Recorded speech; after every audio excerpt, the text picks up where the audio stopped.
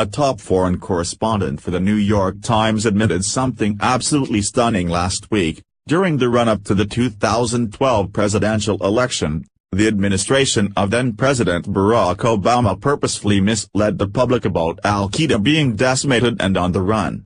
The overall narrative that I think was being pushed to the press, and if you look back at the editorials that were done when that trove came out, was an image of bin Laden isolated. He had lost control of this group, Rukmini Callimachi said during an event last week at the Foundation for Defense of Democracies, according to the Weekly Standard. Think back to when bin Laden was killed, she added. It was 2011. It was right before a major campaign season. I don't want to underplay the role that the killing of Osama bin Laden had, but I think that was theorized into something much bigger. Suffice it to say, despite false claims by the Obama administration, Al-Qaeda and its many offshoots had been thriving the whole time, both before and after bin Laden's death, a fact Callimachi discovered for herself in 2013, a year after the presidential election. She explained that during her time covering West Africa in 2011, she became aware of an Al-Qaeda offshoot known as Al-Qaeda in the Islamic Maghreb.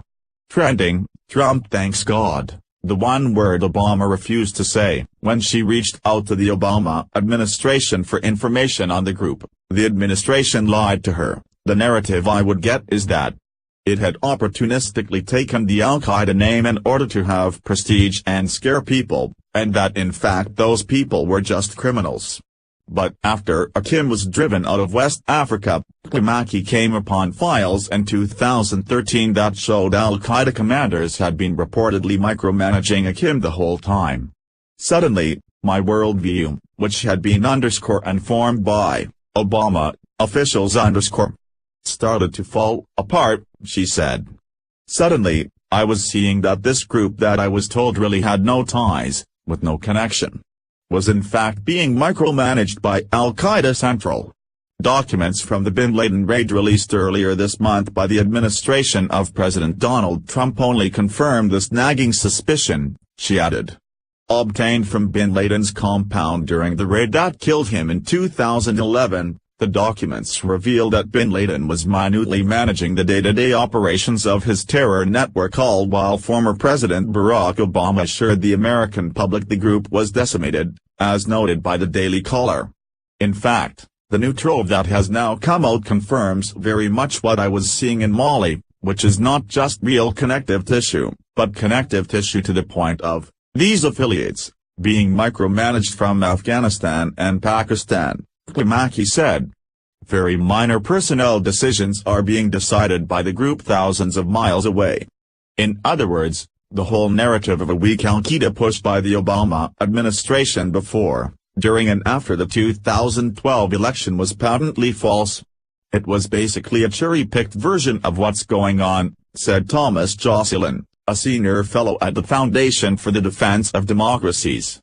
Related. Trump's dodge stripping citizenship from child molesters. Obama lets stay, lies upon lies upon lies, all told to bolster Obama's chances of winning his re-election campaign in 2012. Yet as of this Saturday, nearly a week after Callimachi made her stunning admission, nobody in the mainstream media, including her own employer, the New York Times, had yet reported on Obama's lies. God forbid the actual facts ever get in the way of a false narrative, be it of a weakened Al-Qaeda or of an allegedly perfect former president. T Canada Free Press, please share this story on Facebook and Twitter and let us know what you think about the lies the Obama administration told about Al-Qaeda. What do you think about the mainstream media's non-coverage of this? Scroll down to comment below. Dear reader, we need to talk.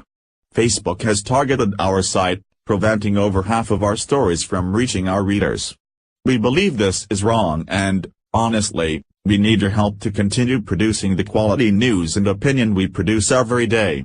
You can help make that possible. Donate to help us fund a journalist to fight the corruption in the mainstream media. Subscribe to our email newsletters here. Sign up for push notifications here.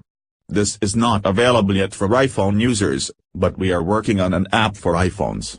Stay tuned. Follow First on Facebook to make sure Facebook shows you our content in your newsfeed.